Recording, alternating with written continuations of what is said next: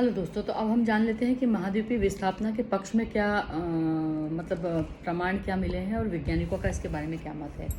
तो आपने दक्षिण अमेरिका और अफ्रीका की जो तटरेखा है वो आपने देखी होगी। तो उसमें वैज्ञानिकों ने जब उनके मानचित्रों को आपस में जोड़ करके देखने की कोशिश की तो वो दोनों की जो तटरेखा थी वो बिल्कुल एक दूसरे से मैच होती थी और ऐसा दिखता था, कारण ऐसा मालूम पड़ता था कि ये पहले एकत्रित ही थे और बाद में इनका विघटन हुआ। तो और महासागर उसके बीच में पहले नहीं था, बाद में महासागर आया। इसके अलावा जब वहाँ की चट्टानों की रेडियो तरंगों से डिटेक्शन के द्वारा उसकी जब खोज की गई तो उस समय भी उस रेडियोधर्मी पदार्थों को जब टेस्ट किया गया तो वहाँ की जो चट्टानें थी वो भी सेम आयु की थी। मतलब ब्राज़ील की जो चट्टानें थी वो और साथ साथ में अफ्रीकन तटों की जो चट्टानें थी उनकी आयु जो थी वो सेम थी। मतलब ये कहा जा सकता है कि ये एक ही हिस्से के दो पहलू थे। इसके अलावा वहाँ पर अगर हम बात करते हैं तो डायनासोर युग की अगर हम बात करते हैं तो डायनासोर युग के भी प्रमाण वहाँ पर मिले हुए हैं। तो आइए जानते हैं कि इसको वैज्ञानिकों ने अपने शब्दों में किस तरीके से व्यक्त किया है। तो दक्षिण अमेरिका और अफ्रीका आमने सामने की तटरेखाएं जो है वो बिल्कुल अद्भुत और त्रुटिहीन उनमें सामने दिखाई पड़ता है। यह भी ध्यान देने योग्य है कि 1964 ईस्वी में बुलर्ड नाम के एक व्यक्ति थे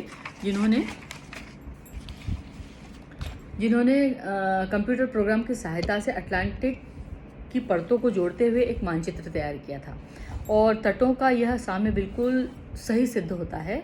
साम्य बैठाने में की यह कोशिश आज की तटरेखा की अपेक्षा 1000 फैदम की गहराई की तटरेखा के साथ भी की गई है। मतलब समुद्र के अंदर भी इसको मापने की कोशिश की गई कि कितनी समानता है इसमें, है ना। महासागरों के पार चट्टानों की आयु में भी समानता पाई गई।